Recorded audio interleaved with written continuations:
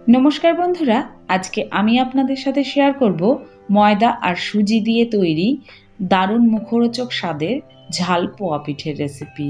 हाथे समय कम थाकले मुखरोचक किछु खेते इচ্ছে करले आपनारा किन्तु खूब सहजेई एई झाल पोया पिठेटी बाड़ीते तैरी करे निते पारबेन।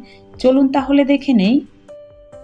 झाल पोया पिठे बानानोर जोन्नो आमी एकटा मिक्सिंग बोलेर मध्य निये निচ্ছি एक बाटी मयदा और निচ্ছি ওই বাটির মাপেই হাফ বাটি সুজি, দিয়ে দিচ্ছি স্বাদ মতো নুন আর দিচ্ছি 1 টিস্পুন চিনি। আপনারা যদি মিষ্টি পছন্দ না করেন সেক্ষেত্রে চিনিটা কিন্তু স্কিপ করতে পারেন। এবার সবকিছু উপকরণ মিশিয়ে নেওয়ার পর দিয়ে দিচ্ছি জল। আমি এখানে হালকা গরম জল ব্যবহার করেছি। প্রথমে আমি এক বাটি জল দিয়েছি, এরপর দিয়ে দিচ্ছি হাফ বাটি জল। জলটাকে দিয়ে খুব ভালো করে মিশিয়ে নেব। পুরো ব্যাটারটা গোলানোর জন্য টোটাল আমি 1.5 বাটি জল এখানে ব্যবহার করেছি। অবশ্যই করে কিন্তু হালকা গরম জল ব্যবহার করবেন। ব্যাটারটা গোলানো হয়ে গিয়েছে। এখন আমি এর মধ্যে দিয়ে দেব একটা মিডিয়াম সাইজের পেঁয়াজ কুচি আর দিচ্ছি বেশ কিছুটা পরিমাণের ধনেপাতা কুচি, সামান্য লঙ্কা কুচি,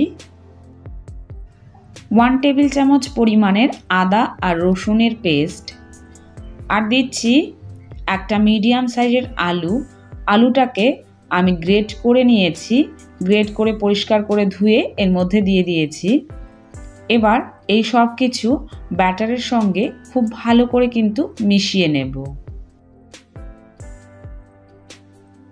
সব কিছু খুব ভালো করে মিশিয়ে নিয়েছি। এখন এর মধ্যে দিয়ে দেব হাফ টিস্পুন লঙ্কা গুঁড়ো, 1/4 টিস্পুন গরম মশলা গুঁড়ো আর দিচ্ছি 1/4 teaspoon baking powder. Baking powder না থাকলে আপনারা কিন্তু এখানে বেকিং সোডাও দিতে পারবেন, সেক্ষেত্রে পরিমাণটা একটু কমিয়ে দেবেন। এবার এই সব কিছু খুব ভালো করে আবারও একটু মিশিয়ে নিয়েছি। ব্যাটারের ঘনত্বটা আমি আপনাদেরকে দেখিয়ে দিচ্ছি। ব্যাটারটা ঠিক এই রকম ঘনত্বের তৈরি করতে হবে। ব্যাটারটা আমার এখানে তৈরি করা হয়ে গিয়েছে। এবার এটাকে রেস্টে রাখার প্রয়োজন নেই, সঙ্গে সঙ্গেই আমি ঝাল পোয়া পিঠেগুলোকে ভেজে নেব। পিঠেগুলো ভাজার জন্য আমি গ্যাসে একটি ফ্রাই প্যানে তেল গরম হতে বসিয়ে দিয়েছি। তেলটাকে খুব ভালো করে গরম করে নিয়ে আমি এক হাতা করে ব্যাটার তেলের মধ্যে দিয়ে দিচ্ছি। প্রথমে 4টে পোয়া পিঠে দিয়ে আমি ভেজে নেব। আপনারা চাইলে কিন্তু একটা একটা করেও ভেজে নিতে পারবেন। পিঠেগুলো দেওয়ার পর এভাবে উপর থেকে একটু তেল ছড়িয়ে দিচ্ছি, এতে করে কিন্তু পিঠেগুলো খুব সুন্দরভাবে ফুলে উঠবে। একটা পাশ খুব ভালো করে ভেজে নিয়েছি। এখন আমি পিঠেগুলোকে উল্টিয়ে অপর পাশটাও ভেজে নেব।